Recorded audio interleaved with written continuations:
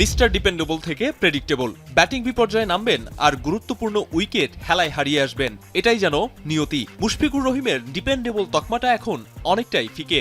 লম্বা সময় technique, stroke আর ভ্যারিয়েশনে cricket প্রেমীদের মুগ্ধ করেছেন, কিন্তু ক্যারিয়ারের পরন্ত বেলায় মুশফিকের ব্যাটে যেন প্রত্যাশা পূরণের অসম চাপ, যেখানে ব্যর্থতার গল্প রচিত হয় নিত্য নতুন।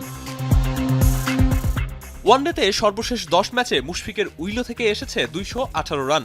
একমাত্র হাফ সেঞ্চুরিটা 2024-এর মার্চে, সময়ের হিসেবে প্রায় 1 বছর। ম্যাচ প্রতি গড়ে 21.8 রান করা মুশফিক যেন তার অভিজ্ঞতাকেই প্রশ্নবিদ্ধ করছেন।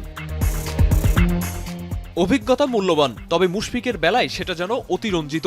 অন্তত আইসিসি ইভেন্টগুলোতে এই উইকেট কিপার ব্যাটার শেষ কবে ম্যাচ জেতানো ইনিংস খেলেছেন সেটা জানতে চালাতে হবে চিরুনি তল্লাশি। বরং অভিজ্ঞ ব্যাটে যেখানে দলের হাল ধরার কথা, সেখানে বারবার মুশফিক উইকেট বিলিয়ে দিয়ে বিপদে ফেলেছেন দলকে।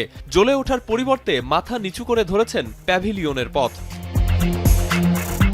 বিশ্বকাপ অভিষেকেই ভারতের বিপক্ষে ম্যাচ জেতানো হাফ সেঞ্চুরি, 2012 এশিয়া কাপ কিংবা 18-র নিদাহাস ট্রফিতে রেকর্ড রান তাড়া করে জয়। টাইগার ক্রিকেটে এমন অসংখ্য সুখস্মৃতি লেখা হয়েছে মুশফিকুর রহিমের ব্যাটে। তবে 23 বিশ্বকাপের পর চ্যাম্পিয়ন্স ট্রফিতেও ব্যর্থতার চাপাগুঞ্জনে যেন যাবার সময় হলো মুশফিকের।